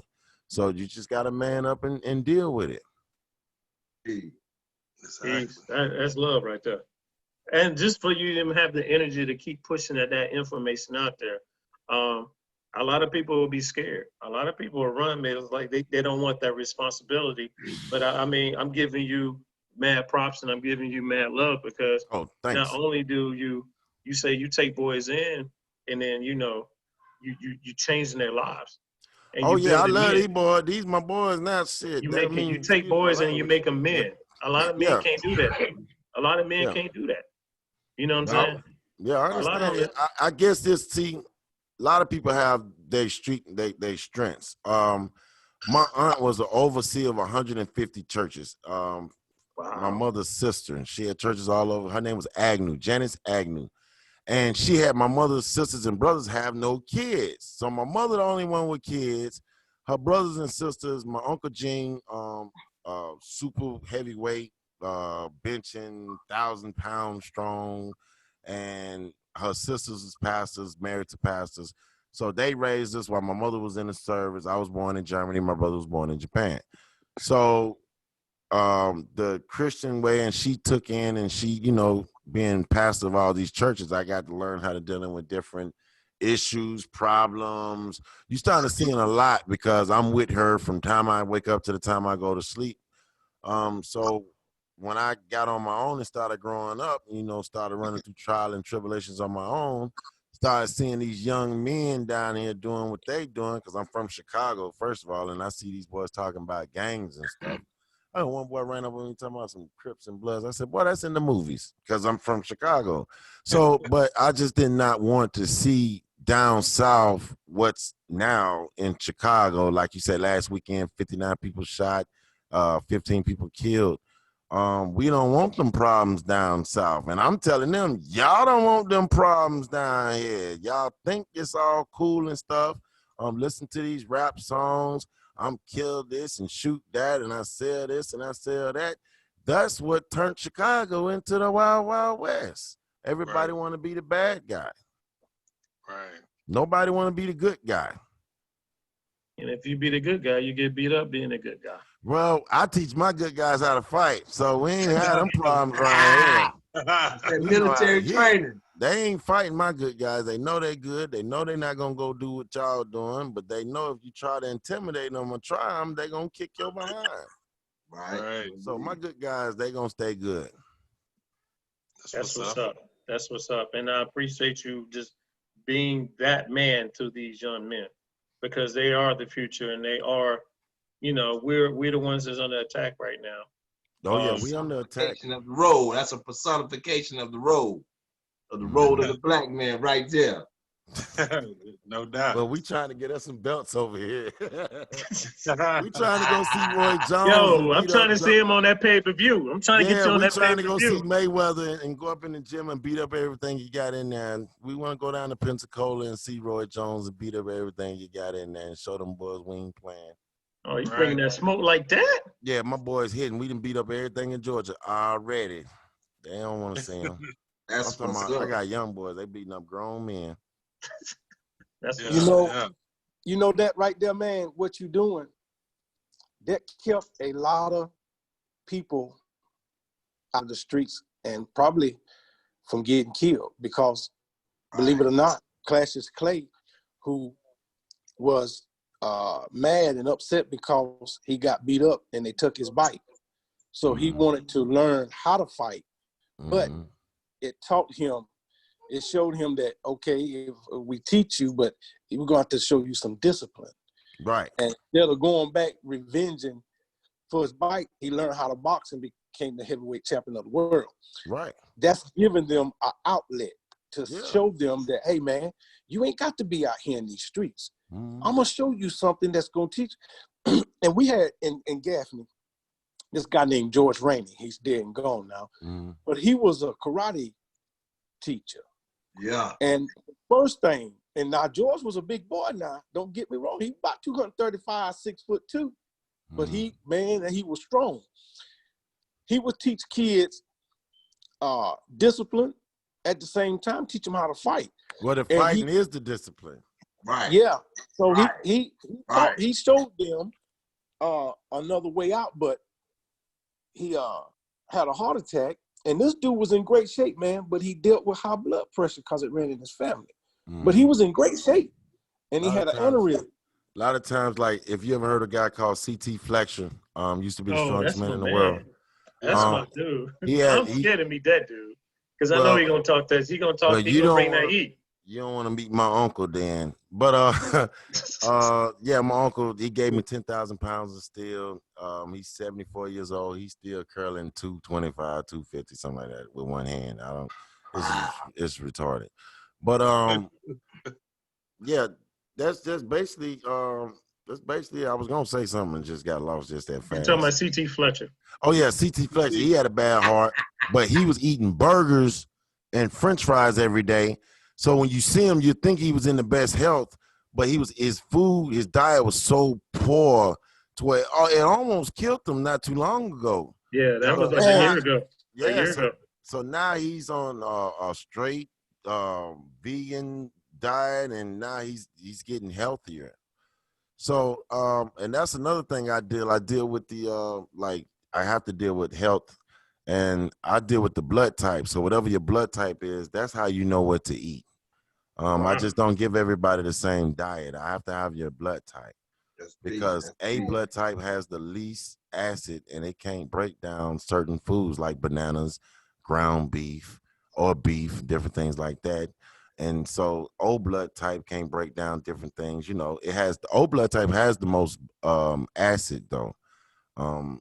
That's the hunter gatherer. So it's just basically off your blood type.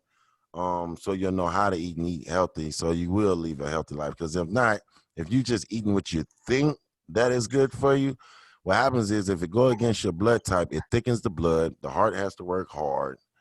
And your numbers, your heart's gonna give out because it's pumping this thick blood. Right, too hard. So I work on a lot. I just, like I told y'all before we started, Coach got his hands full down here. That's real talk. Hey, I'm gonna hit you up because I want to know a little bit more about the blood type, because I'm O positive. Oh yeah, I'll send you a list. I'm gonna send you a list. What's good and what's bad for your blood type. Facts, because I've been thinking about going vegan, but at the same time. No, you O blood type. It ain't good for you. O needs protein. It needs meat. That's just. I just don't eat beef. I quit eating beef. I said it needs meat. It needs meat. Yeah, I can't get off pork. I'm from the South. Can't get off that damn pork, man. I'm sorry. Oh, well, I think I got a pork problem too. Don't feel bad. Hey, I will cook a butt for 7 hours. Quit playing. Don't blame that on the South. Hey, I didn't know nothing about it till I got to the South. Hey, I was born and reared in the South, so I cook pork. I'll smoke it for 7 hours. I have no problem smoking a butt for 7 hours. Yeah, I don't eat pork either. I'm from the South. I'm from the South, so I don't eat pork either. Well, I didn't know nothing about it until I got here. Somebody reached off the grill and said, "Hey, try this, son." I was like, I need more of this. I need more of this in my life. But yeah, I eat it. I eat it. I'm not gonna lie. They can Coach eat pork. Yes, I will tear a pig up. I eat it. It ain't done like it was back when my grandmother had a farm. Yeah, we got farms all around here though. Yeah, the pigs that we ate it ate corn, watermelon rinds, and things of that nature. Right. Now it's full of processed dog food. It's shot up with steroids and everything, but that's why I don't eat pork. But right. I try to eat more natural because my body, I take fish oil and different vitamins to get me right. So that helps me out because I went to school for fitness and nutrition, but I try to eat different. And plus, owning a restaurant, I try to feed people natural, organic food. And Oh, I gotta go let check them you break out. down. You in Gaffney with the food? Nah, he No, in Georgia. I'm in corner of you. Georgia. Where I'm you at? closer to you. Where I'm up you here at? in Lawrenceville. Oh, I'm in you- Lawrenceville. You ain't close. Yeah, it's a Whoa, you say Lawrenceville? He out Dude, there you by, gotta go through Atlanta to get to Stone you. Mountain. No. Yeah, I gotta go through the city to get to He him. got to go through Atlanta. Yeah. Dude. If I go through, I got to go through. That's an hour. That's a strong hour depending on traffic. Yeah, that's a good drive, but it ain't no problem. But what you got over there? What you serving? We like to eat. I got on weekends I sell ribs. Okay. I got they grilled Okay. burgers, shrimp and grits, fish. The fish is off Well, I the tell chain, you man. what, when I take the boys to go run in Stone Mountain, I will be hitting you up. Come on up and see me, man. We right here in Beaufort. Come on up and see me. No problem. Hopefully I can get my food trailer running, man. I'm gonna try to get down through places like that. And Well, you know, I do Coach I do business credit portfolios to help you get the things you need for your business without the cash, without the money up front. Okay. Get you some net 30s and get your business up and rolling. What do you not do? Man, I do it all.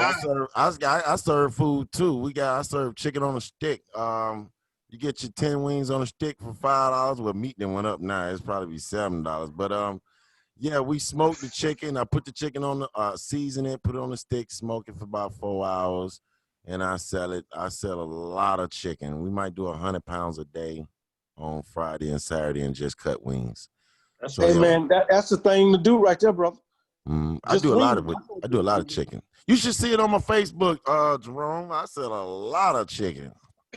Right. I got to serve chicken at PetSmart tomorrow. Oh, word. But heck, man, you talking about chicken? Man, I'm about to come down there and check you out now. We'll show you to a real nice time right here. You might not want to go back home. I know, man. I like chicken now. Talking about cooking chicken, I'm coming to check you out. Yeah, you more than welcome. But yeah, I enjoyed you fellas, man. And anytime y'all want to, I would join anytime. I would mind coming by and kick it with you fellas anytime. I know we're getting back on our segment on Monday at same time on Monday. We're gonna be doing, still clashing with this, the black man's role in America, in current America. That's the problem. The black man ain't got no role in America. You know I was gonna tell you that. Hey, right. We trying to build a community. Maybe I need to change it then. What is the black man's role in the community? Black man. But we just, I know what he's saying. Yeah, because I know what he's saying. Once But the kids can stop saying it, because it's like when you go to court and you tell you don't have to tell them, but they know that you're not black or African American, they're not gonna call you black. They're not gonna call you African American. They're not gonna try you like that. They're just not gonna do it. And that's the first step. What they call that color.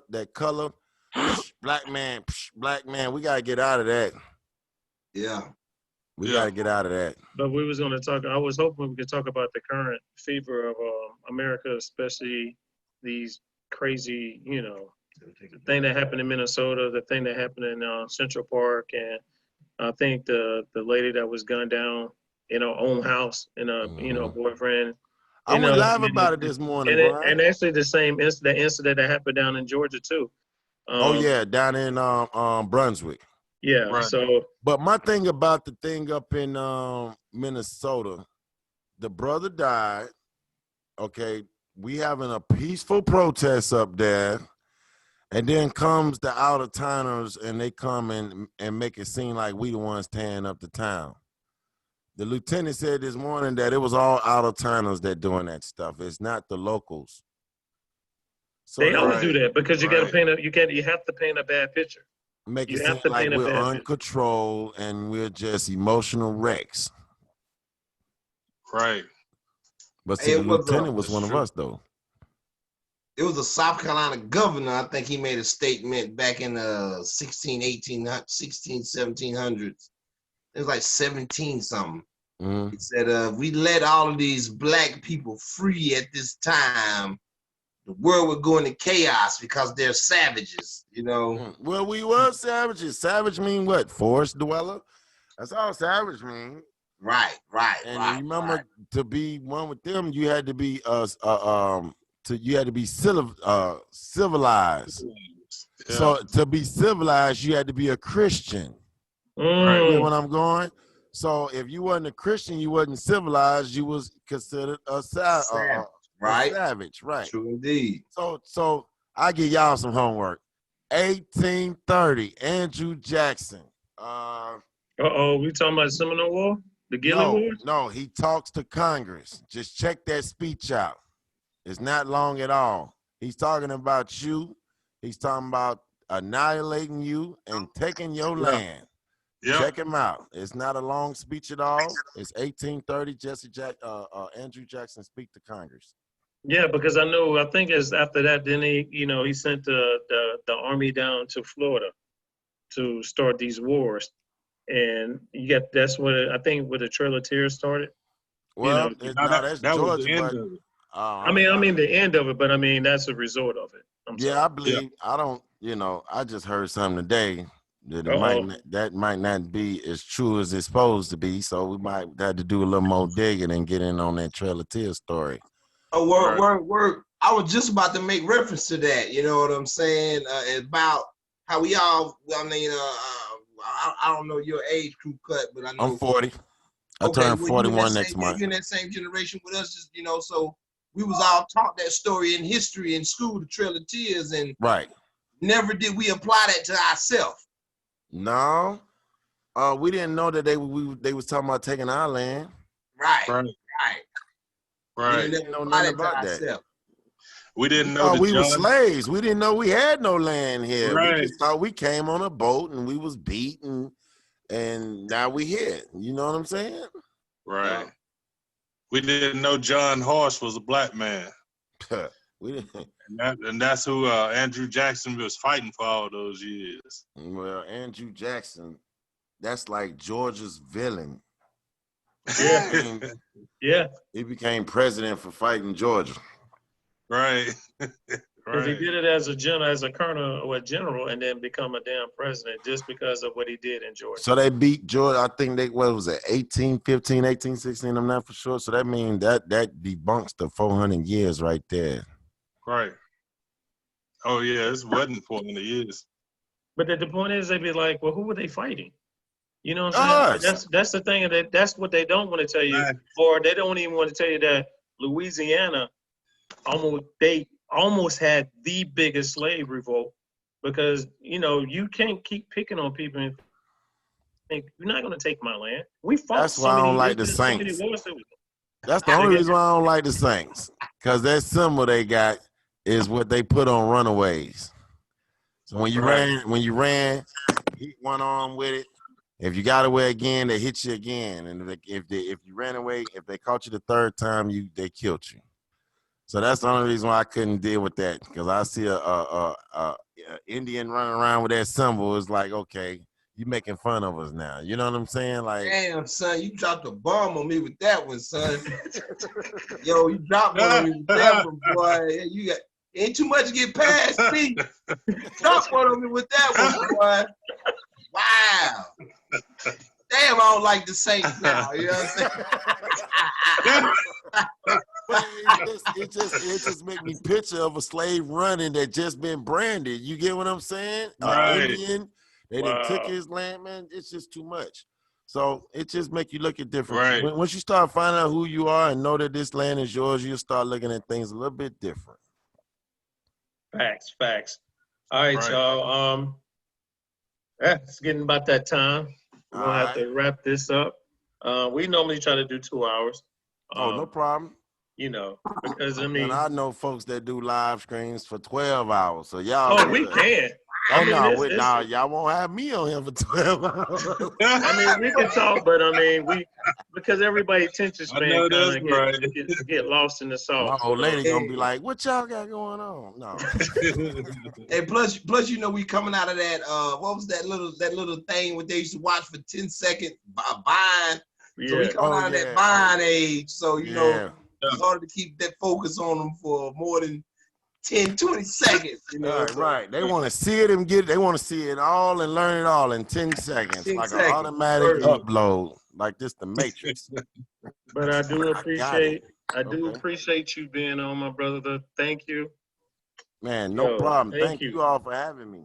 But I do want you to Yeah. put your information out there one more time, because for one, I want it for me. Right. And Oh, okay. I'm you know, Krewkut. and I'm Krewkut Bridges. Anybody can look me up on Facebook.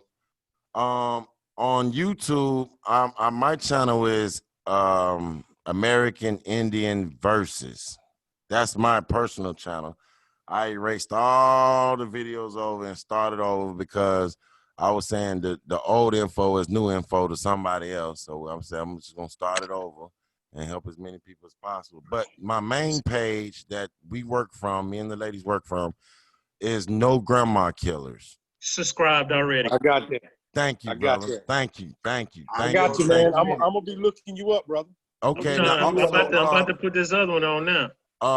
NoGrandmaKillers.com. We will keep, everything up to date on there for the website, any other tours, any other cities we're going to. So you can get all that information there. And also on Wild Feathers on Facebook. You can get that information there. So we're trying to keep it to where it'll be easy to access the information. Facts. Right. Peace. So we Appreciate working. you. I'm trying to find it. I'm looking for American. You said American Oh yeah, see Indian they been versus. tripping. That's what I'm saying. I can't even find it. I'm like, hold on. I don't know why they did me like that. But let me go ahead and You got to I'm gonna purchase drop that it. Google keyword search. I'm gonna drop it in your. Now they like we got too many Indians. They gonna stop. They don't want us to be who we are. That's all. One little, two little, three That's little. right. And it's negative connotations on the word Indian, and we spoke about it earlier, Mhm. about how that actually is the heritage of the indigo children. And a lot of times, like I say, even society in America today, they want to take away the word Indian. And so I think we definitely have to be They cognizant. already done took us far away from the Indian. We Right. everything but. Right. So, and that alludes to my point exactly of being American. You know what I'm saying? Right. This is our land. You know what I mean? So this what we grabbing a stronghold on, and we want to put our focal point on, like this is our land. Mm-hmm. Most deaf. This is our land. Yes, And sir. they know it too. That's the thing. All right, B. All right, Tut. Tut, get Yeah. your last words in, brother. I'm trying. King Tut, man, I just want to appreciate everybody for joining in. Appreciate the guests we got on, Taurus and Krewkut. Your support.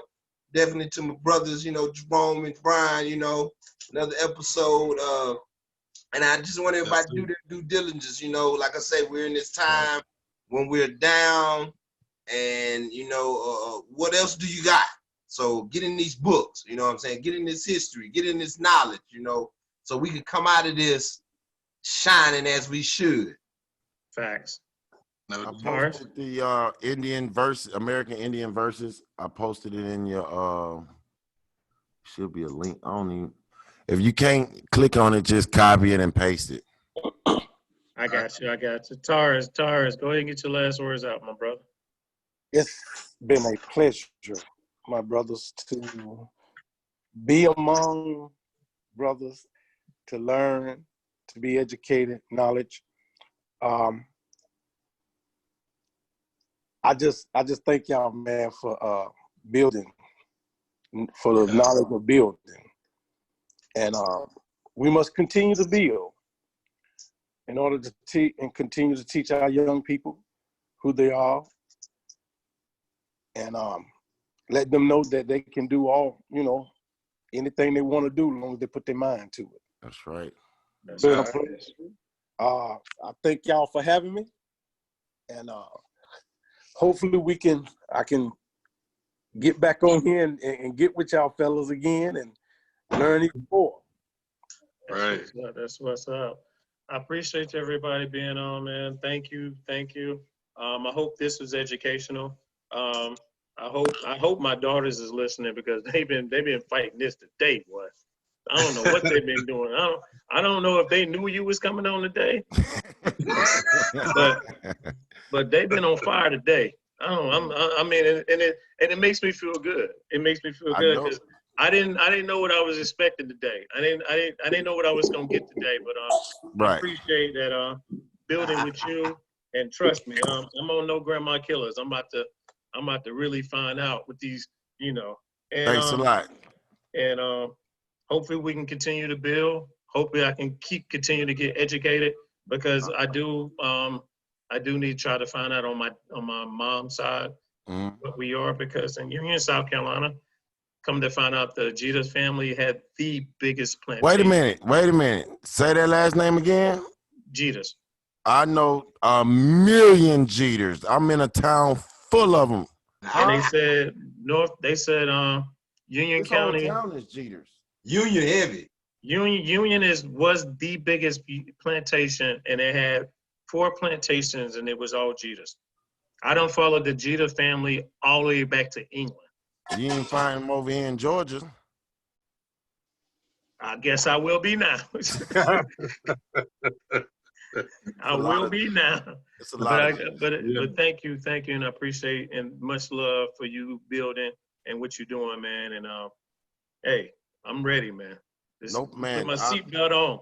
I'm putting my seatbelt on. Man, thanks a lot, and I'll keep you guys posted. Anything I got going on, I'll send it your way. All right, Jerome, go ahead and sign us out, bro. Yeah, man.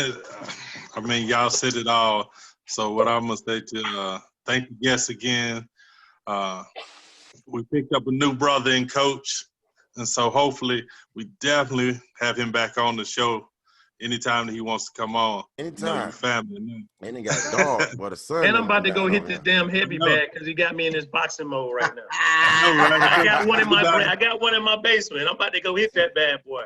Hey, yeah, we're gonna get some boxing training and some chicken wings. Yeah, good times. That's what we call it. Good times.